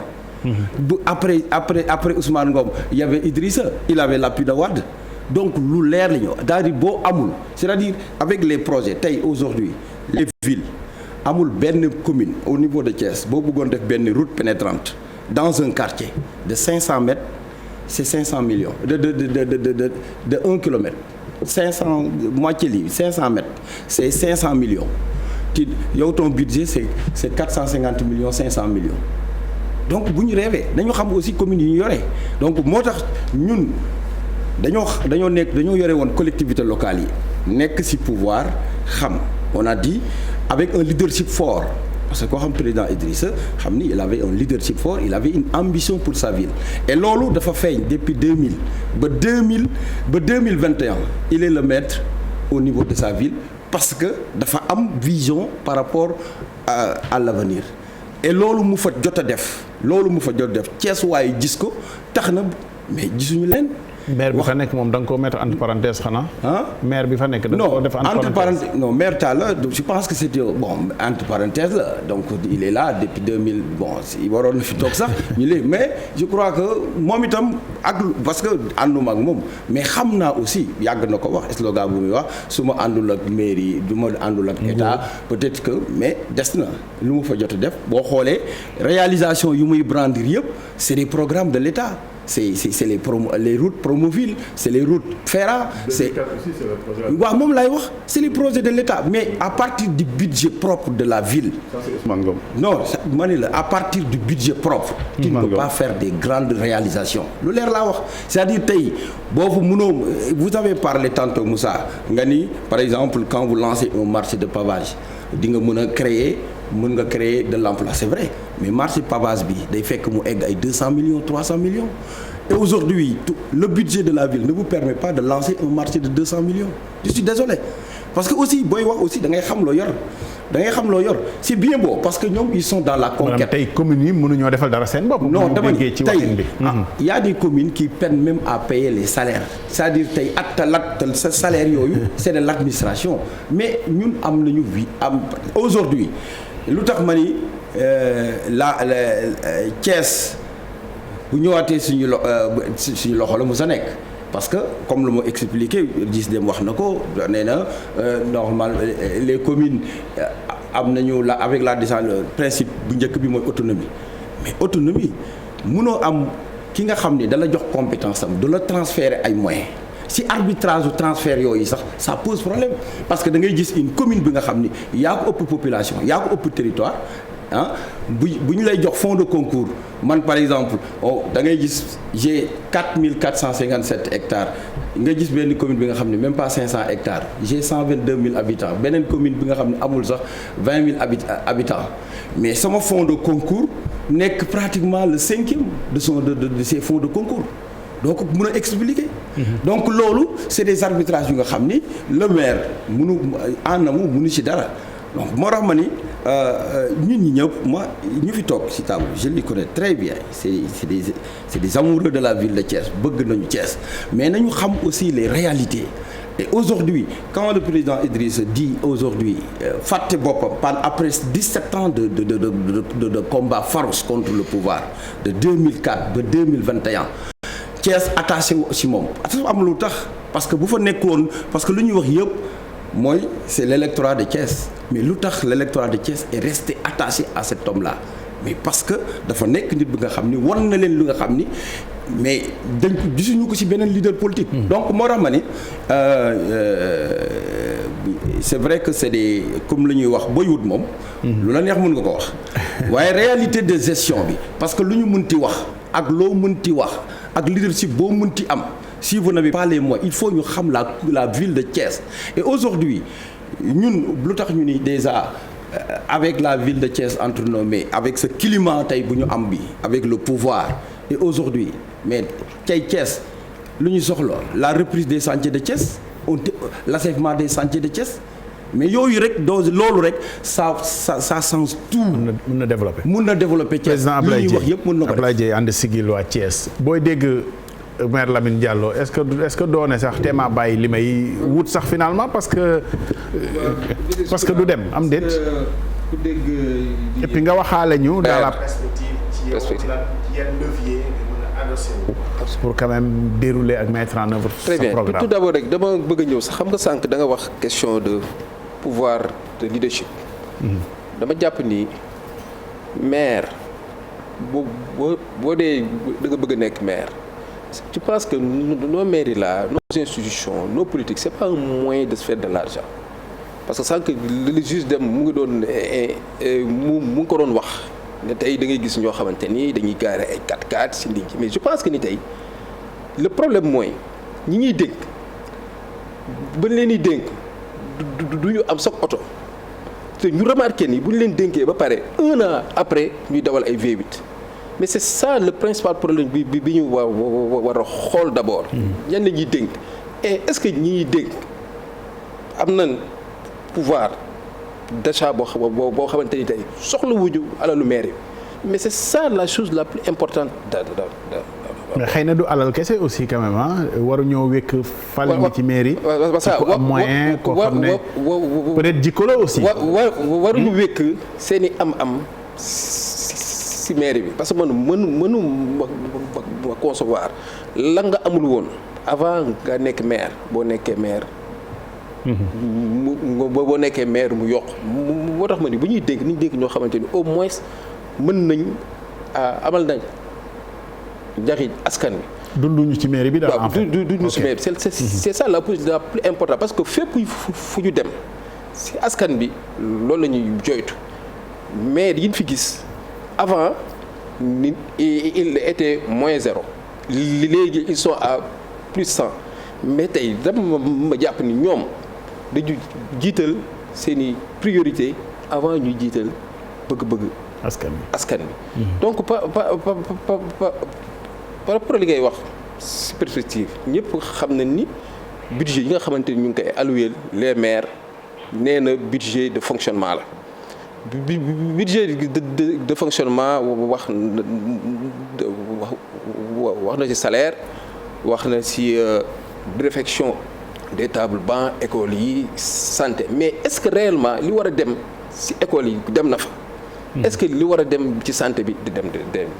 na fa mais c'est ça le principal problème man dama jàpp ni budget bi nga xamante ni ñu ngi koy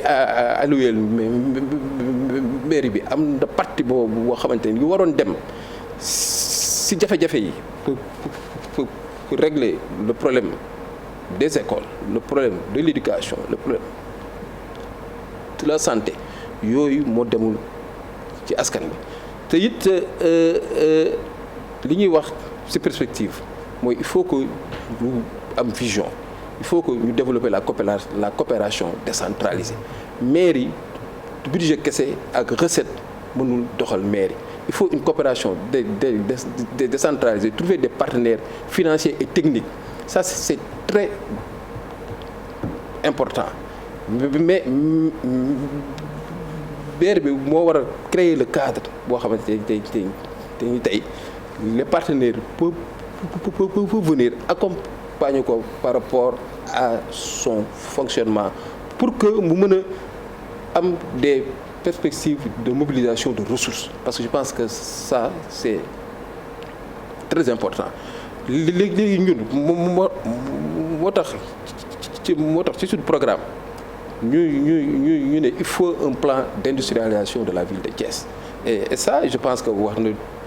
et le maire Lamine Diallo a parfaitement raison yooyu sont des projets étatiques. Voilà foofu la en fait plan d'industrialisation lan la est-ce que jàppale ñi fi nekk la suqali ñi fi nekk ñaar yi mairie mënul suqaliwaat chemin de fer bi mairie mënul peut-être am doole suqali NSTS. mais non normalement la mairie doit créer le cadre au niveau de sa localité pour qu'on puisse installer des usines et des entreprises sans que le frère Bouzatir wax na ko on peut susciter la création d'emplois comme li mu wax ni si le problème des pavages donc je pense que tu peux nouer un partenariat avec un entrepreneur ne ko kat dama bëgg sama localité nga defal ma fi nga defal ma pavage mais mooy na une démarche inclusive wax ak askan wi de leen kat lii yéen a ko war a def bu ko defee mu nekk ci ñoom transfert de technologie ñu mën a xam naka lay defee waaw pavage parce que affaire yi également foog mu nekk un investissement humain il faut que les populations mën a participer si li nga xamante ni tey moom moo mën a doxal mais xam nga booy wax ak entreprise mu defal la pavage am na modèle yoo xam ne gis nañu ko ci construction de marché par exemple gis un privé construire marché mais parce que am na lu mu ciy gagné mais pavage bi xëy na entreprise bi la koy defal amul lu mu ciy gagné du indi recette lan fan ngay wekk ci wax entreprise mu defal la pavage. non mais c'est mooy tey on l'a dit c'est la rationalisation du budget parce que foog du xam ni budget yi warul rek jëm ci fonctionnement. mais est-ce que dégg nga li mu wax moom est-ce que nangul nga ko ni investissement bi nee na du fay salaire ak oto yi rek nee na. éclairage bi sax. non ci investissement bi lay dugg. non su fekkoon ñun. c'est vrai non su fekkoon ñun ci budget de fonctionnement bi. gis nañ ni amuñu problème bu éclairage. ñu mën a xam ni. la gestion de budget bi def nañ ko foofu. l'extension est un investissement. L'extension c'est les villes qui sont compétentes. Voilà. mais c'est vrai que fii jéey bi wax c'est important nee na bu fa éclairage bi nekkee te gisuñu éclairage. mais da dul doy. on peut s'interroger quand même. la mairie mënul génne bu génnee 10 millions wala 15 millions pour une commune comme Est wala comme Nord 15 millions te loolu nga mën a génnee fu koy yëpp te benn ampoule benn ampoule applique bu normal rek tu payes au minimum 50 000. jéey continue. non je pense que ni loolu la ñu war a xool nañ leen di optimiser le budget. Il faut que ça soit rationnel waaw wax nañ ko da ngay nekk maire gérer ce fonctionnement bopp. jënd oto voyager dem hôtel et ainsi de suite donc tey dama bëgg qu'on change la monsieur le maire manière. moom nee na xamul AIBD de nee na tukkiwul de. ah mais non man quand je parle du ma def. oto bu muy wax bi aussi na xam ni aussi c'est l'institution c'est pas le maire parce que même bu ñu ko fa jëlee tey bu si par extraordinaire yow yaa war a ñëw mais boobu oto yi nga fay fekkaat. mais loolu la juge dem doon wax. ak Moussa Tine kii ñëw danaan non oto bi du ma ko laal dem jëndaat beneen oto gis nga investiraat yeneen xaalis yoo xam ne mënoon na day dem ci démarche. rationalisation bi merci beaucoup Ablaye Dieye président coalition ànd Siggil Thiès. juge Dème Moussa Tine moo ñu dugaloon ci programme yi décliné na vraiment les leviers sur lesquels mën na ci appuyer wu yan levier comprendre nañ ni vous mettez un accent particulier sur les valeurs l'éthique la probité morale ci ñiy yor mais les leviers économiques pour mën a gunge ville bi mu développé wu parce que développement ci la xëy na yeneen yooyu yëpp xaj yan levier yéen ngeen appuyé wu seen programme. waaw Abdoulaye Cissé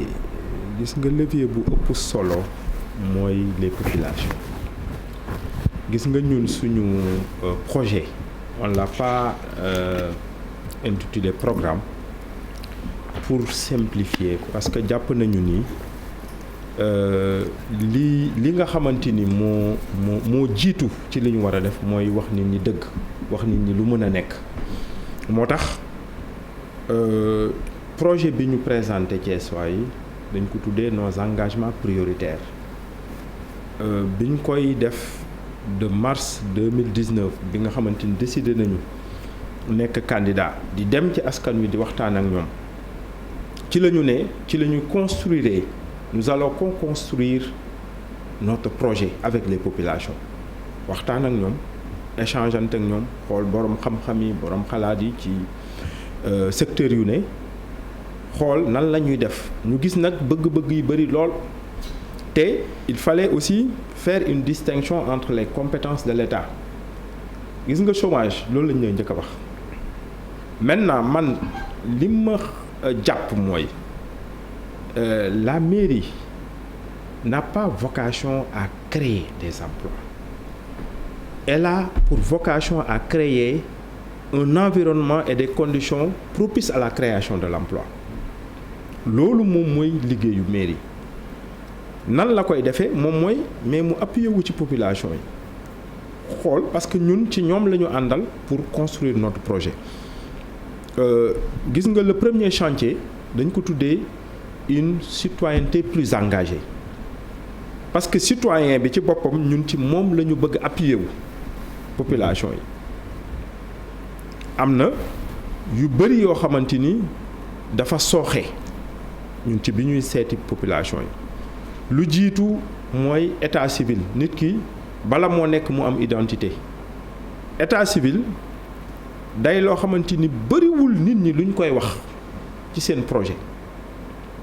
mais nan la ñu mën a nekkee ci Sénégal bii Abdoulaye Cissé ñuy toog chaque année au mois de mai seetlul COSYDEP dama koy citer parce que ñu ngi def liggéey bu am solo. ci éducation entre 50 000 et 100 000 jeunes en âge de faire le certificat d'études CM2 donc ñu nekk ci circuit bi ñu dugal leen amuñu kayit entre 50 et 100 000 yu amul kayit soo xoolee Thiès actuellement des dizaines de milliers de Thiessois sur une population de près de des dizaines de milliers n'ont pas d'acte d'état civil. lu doy waar la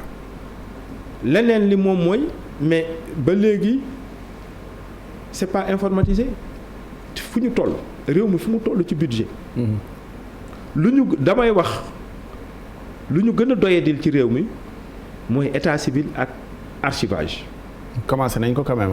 c'est vrai que yéex mais commencé à chaque fois dégg naa keroog parce que ça c'est quelque chose qui m'intéresse ñu ne état bi am nañu financement Union européenne de près d'une vingtaine de milliards daf maa jaaxal lu tax réew bu mel ni Sénégal bu am actuellement 5000 milliards de budget lu important lu toy ni état civil ñuy xaar benn réew bu leen financer ci loolu. li nga xamante ni suñu identité la bokk loolu lu grave la léegi pour continuer ci loolu nit ki su amee identité ba pare mais nga defar ay jikkoom éducation morale et civique dañ ko war a parce que mairie dafa war a appuyer li nga xamante ni loolu la ñuy def ci école yi ñu mettre en contribution les personnes qui sont là ñu koy laaj les militaires et les paramilitaires la plupart d'entre eux partent à la retraite fekk amuñu sax 50 ans dem nañu retraite suñu demul di wut ji yi amul lu ñu dañuy bëgg njëriñ mais mettre ñu leen en contribution je pense que ñooñu mën nañ leen mettre à contribution dans ñu nekk des volontaires ñuy appuyer des enseignants qui sont à la retraite des militaires des paramilitaires pour kii bi nga xamante ni théorie bi nga xamante ni xale yi dañ koy jàng école ñoom ñu ñëw dimbali nit ñi ci pratique su loolu weesoo y a un deuxième chantier bu ñu tuddee une ville plus proche des populations sànq maa ngi lay wax ne ñun fiñ fépp fu ñu dem dañ ñuy naan ana sunu maire lu ci jiitu mooy mu am des espaces d'accueil d'information et d'orientation dans chaque quartier monsieur le maire de Thiès Nord c'est 21 quartiers c'est pas 19 quartiers damay gis chaque fois ñu koy répéter mais c'est 21 quartiers administrativement c'est 21 quartiers. 2 zones administratives. waaw mais c'est 21 quartiers loolu c'est Thiès la ville de Thiès c'est 59 quartiers. c'est 19 Thiès Nord c'est 21 officiels. quartiers Thiès Ouest 18 Thiès Est 20 quartiers. xëy na problème de décentralisation. waaw léegi je comprends un peu parce que polytechnique quartier la. voilà polytechnique camp militaire bi aussi quartier la. mais yooyu yëpp da nga ko ciy boole parce que administrativement c'est 21 quartiers. c'est des zones administratives. dañ ko ciy boole mais quartier yi. léegi nag parce que ce sont vos administrés aussi. waaw dañ cee bokk. léegi ñu xool nan la ñu war a mën a def ba lii nga xamante ni moom mooy population yi ñu nekk ci quartier yi ci ñu bëri jànguñu te même ñu jàng dañuy am ay problèmes. man ci tribunal laa doon liggéey damay gis ay docteurs ci yeneen domaines yi du ñu xam sax distinction entre avocat ak magistrat mais comment on peut mettre des espaces d'information d'orientation dans les quartiers qui sont en même temps des relais la ñuy nekk mairie ku soxla këyit juddu jarul muy dem mairie mën na am ay kiosques yu ñu def dans les quartiers dans les grands quartiers comme ay Médina Fall ak yooyu nga xamante ni population yi dañuy dox 5 minutes suñu soxlaa dara ci mairie ñu déposer ko lendemain bi ñu ñëw jël si ko ak li ñuy wax la formation d'unités de prévention et de prise en charge xam nga damay gis ci benn domaine comme santé très souvent suñ ciy wax rek même ci côté état dañuy wax way nombre d'hôpitaux yu ñu am nombre de centres santé nombre de médecins yi nombre d'infirmiers yeeg yooyu mais on ne parle jamais de prévention. yan budget nan la ñuy jéem a defee pexe ba di am prévention sensibilisation loolu dafa am solo te prévention bi yemul rek ci santé dafay nekk tamit ci insalubrité parce que jigéen ñi def avec Thiès dafa am dara lu amoon ci village yu ñu indi ko ci Thiès ak ci léegi mu ngi commencé am ci région yëpp quartier boo gis da ngay gis ay jigéen yu daje def seen benn groupement di daje une fois par semaine di cotiser maintenant nag li ci bees surtout à Thiès Nord dañ ko fay gis même yeneen quartier jigéen ñi suñu aayee da ngay gis ñuy bale quartier bi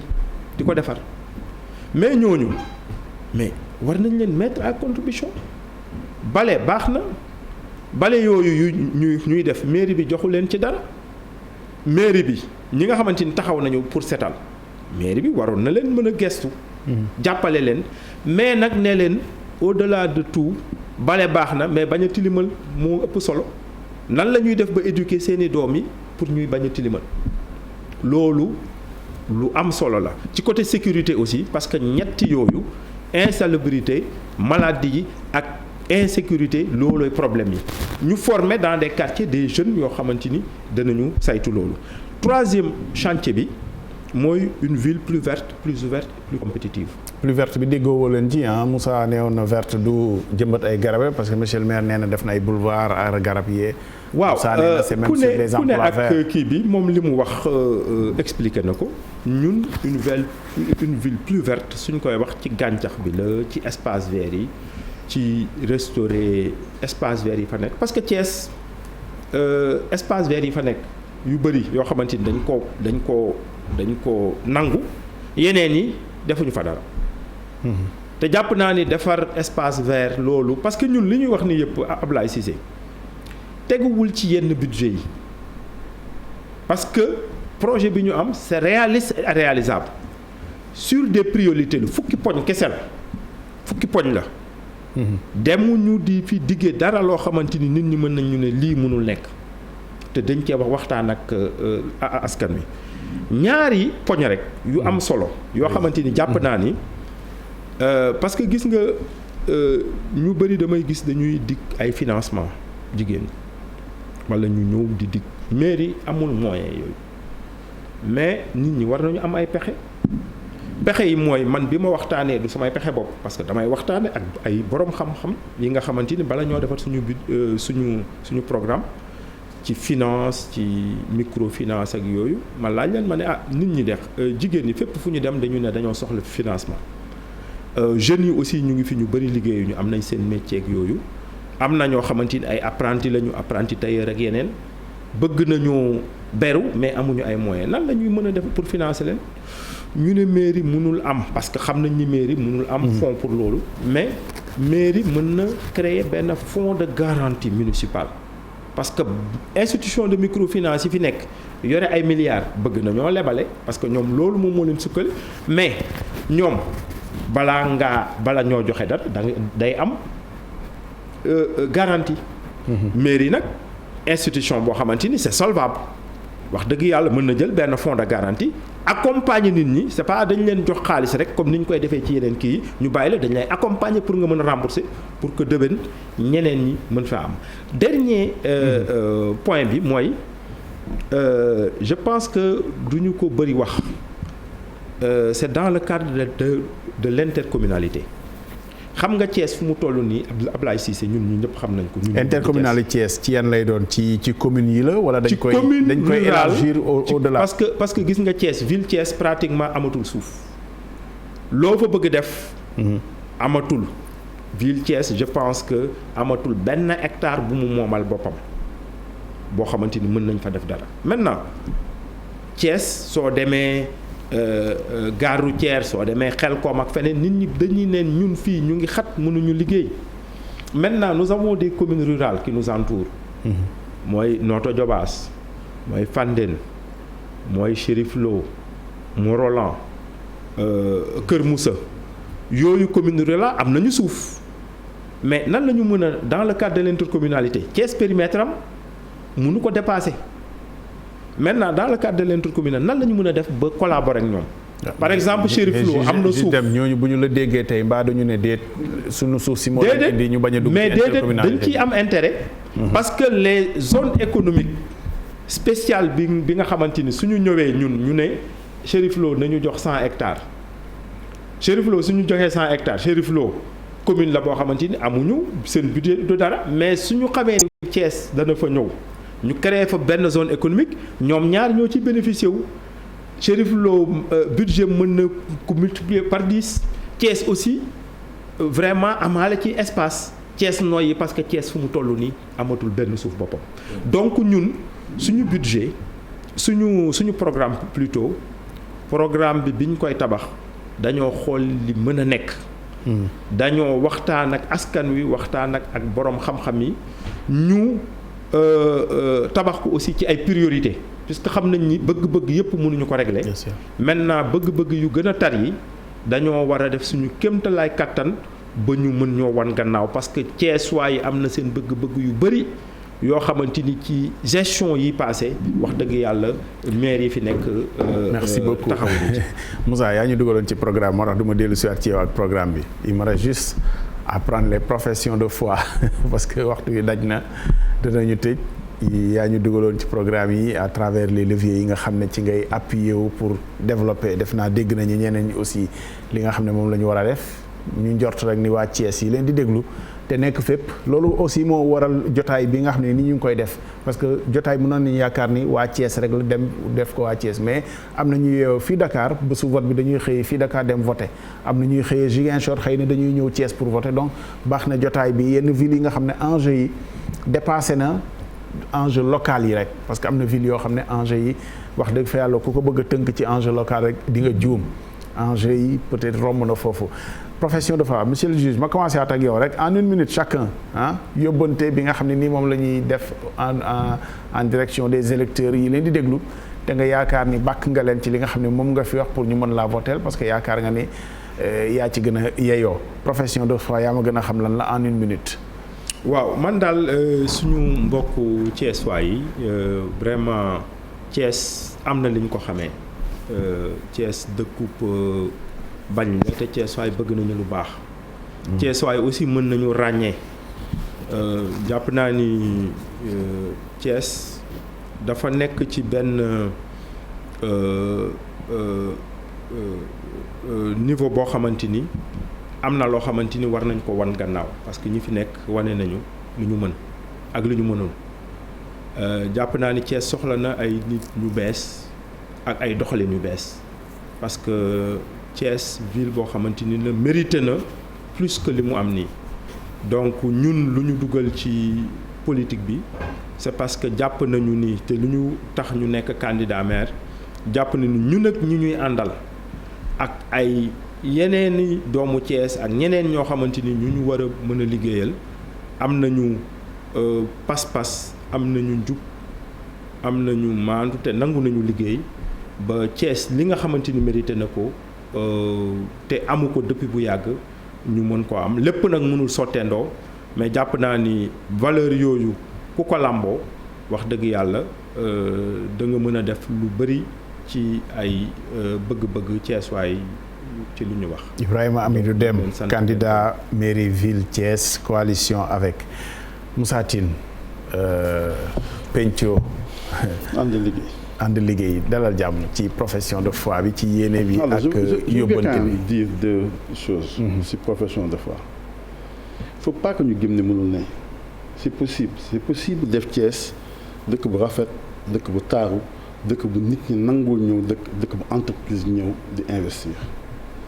bu ñu toogee bëgg a constater ne lii possible na wala lii possible du ñu avancer képp ku jàpp ne lii possible rek bul nekkati candidat à Thiès c'est ça en fait la vérité. ku yaakaar ne mënuloo pousse affaire yi tu peux pas faire bouger les lignes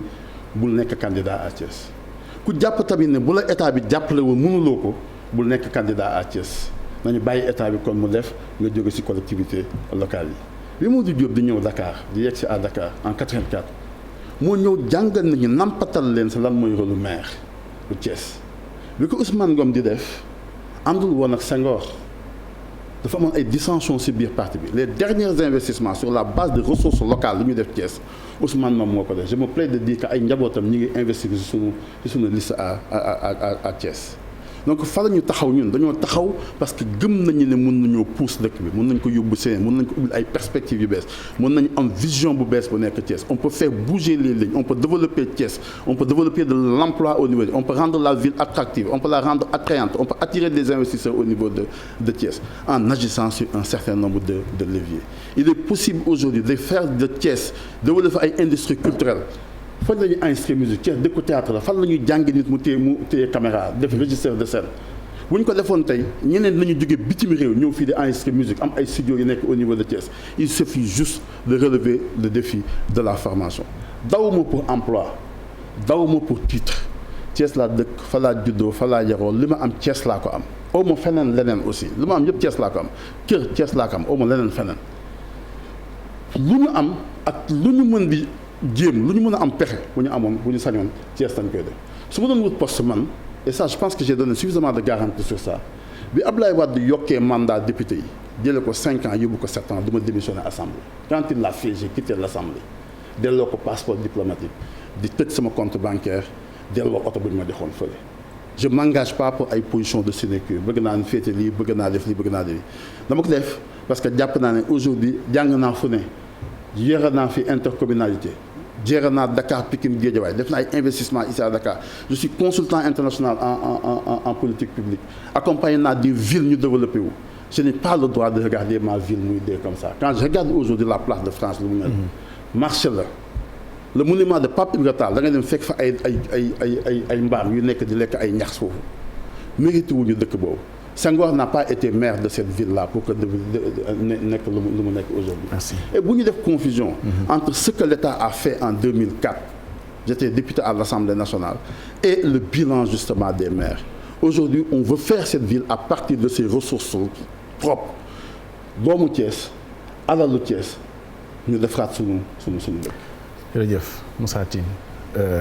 monsieur le maire Lamine Diallo maire Thiès Nord bokk ci Benno Bokk Yaakaar bu nga xam ni Yankhoba Diattara mooy maire ville bi candidat à la mairie de la ville en 1 minute. waaw dañuy wax rek que ni déjà dañuy wax à partir de l'expérience bu ñu am dans la pratique quotidienne des mairies nekkuñu du wax on n'est pas dans les discours programmatique wala ay rien ñun xam nañu luy mairie et aujourd'hui lu ñuy wax waa Thiès mooy yaakaar amaat na parce que Thiès mi jógoon depuis 2005 ba 2021 tey avec la clairvoyance ak jël président Idrissa jël pratiquement lépp lu nga xam ne tey ay ambition la woon mu ni non parce que xeex bi daa metti Thiès waaye lu ñu ma defal si wàllu politique waruma continuer rek parce que lu ñuy wax ni ñun on a été tous dans l'opposition gëm mais xam nañu ni tey avec cette décentralisation am na lu bëri lu des te état boo àndul ak moom mais loo yaakaar pour mu jàppale dina suux on a vu la ville de Dakar tey Dakar souffre loolu am c'est dommage mais loolu am. bu beneen débat et loolu moo tax ñu ni nag tey 2004 ba 2021 Thiès sonn na Thiès léegi retrouvé wu na waat avec toutes les forces pour ñu reconstruire waat dëkk bi y a les grands projets de Idriss parce que les 70 projets de Idriss 35 yi tàmbali ko woon sur les 35 la démarré woon 17 yi ñoo pare 18 yi ñu arrêté ko kon aujourd'hui ces projets yu nga xam ni c'est des projets structurants pour la ville de Thiès. nga xam ni des quartiers avec des routes pénétrantes avec un éclairage moderne avec une ville bu nga xam ni au moins di nga xam ni kii ville la wax na ko loolu yëpp tey Thiès waaye war nañ ko mën a espérer donc moo tax ma ni ñun dañuy wax à partir de l'expérience mais on ne parle pas parce que dañoo bëgg jot rek ñuy diggee. jërëjëf Abdoulaye Dièye je vais être gentil avec yow parce que dañoo bokk on a waaw je vais te compter 30 secondes pour le bégaiement parce que ñoo bokk.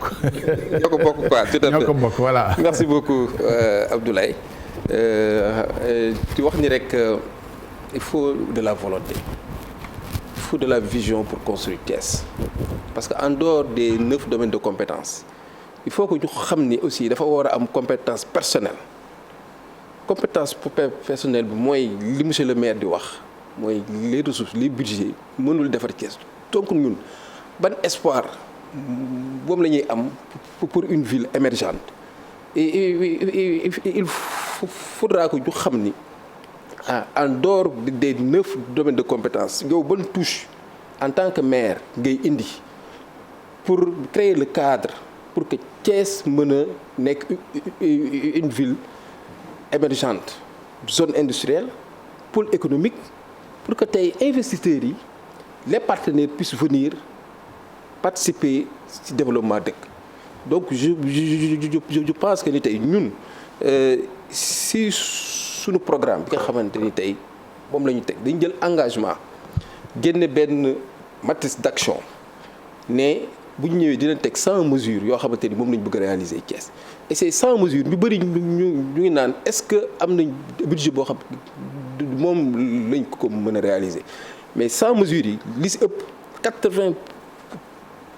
yi mooy transparence ak participation parce que tey il faut que ñu xam yenn nit moom la ñuy dénk naka la ñuy yoree foncier bi naka la ñuy gérer naka la ñuy gérer budget bi si loolu ma ni dafa war a am une démarche inclusive nekk tey maire boo xamante ni da ngay jege askan bi di waxtaan ak ñoom xool li nga xamante ni tey moo fa nekk sànq ki wax na ko ñun si suñu programme il faut que Thiès si wàllu santé ñu def fa ay centre de santé parce que soo xee dafa loolu Thiès benn hôpital régional bu ñu mën a wax moom moo fa am mais xam nañ jafe-jafe ya nga xam ne moo fa nekk si ñun nag li jël engagement mooy Thiès bés bu ñu nekkee maire li nga xamante ni tey mooy le budget de fonctionnement bi nga xamante ni dañ koy alloué maire man en tant que maire je vais damay renoncer ci sama salaire renoncer sama dotation carburant renoncer ci sama dotation véhicule parce que tey il faudra que tey ñun ñi nga xamante ni ñooy jiitu ñu war a dundee alalu askan wi donc moi je pense que li ma gëm foog Thiès bu bees avec des personnes de valeur avec ñoo xamante ni tey dañu yërëm askan bi avec ñoo xamante ni si am nañ ay projets structurants mais également des projets innovants mais également am une ouverture internationale mën a dem négocier ay marchés négocier ay partenaires pour que ñu mën a développer suñu Thiès bi Thiès nekk non mais c'est ça moo tax moom. mais c'est ça moo tax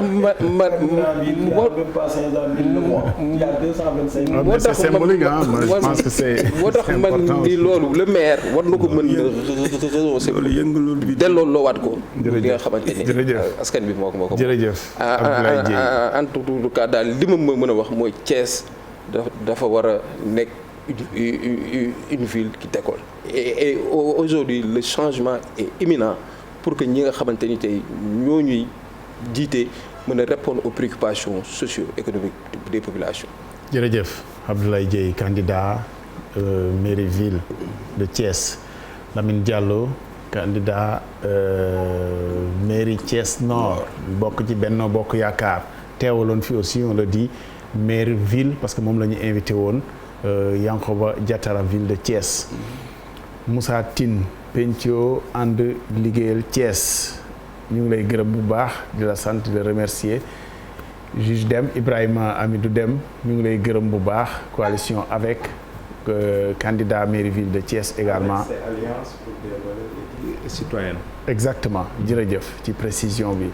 ñu lay gërëm bu baax di leen ñaanal aussi delluwaat jàmm Thiès ndax foofu ngeen jógee yéen ñëpp ñu leen di remercier vraiment xam nañ ni yitte rek moo tax jot bi mayewu ko parce que yéen a ngi ci campagne candidat yi jotul a teew aussi bon noonu la demee waaye nag bëggoon nañu ko yaatal ñëpp ñu am un débat citoyen débat boo xam ne bu comme li ñu am fii am lu ñu teg ci loxo waa Thiès ñu leen di ñaanal ngeen delluwaat ak jàmm ëllëg incha allah ci beneen jotaay beneen collectivité jërëjëf.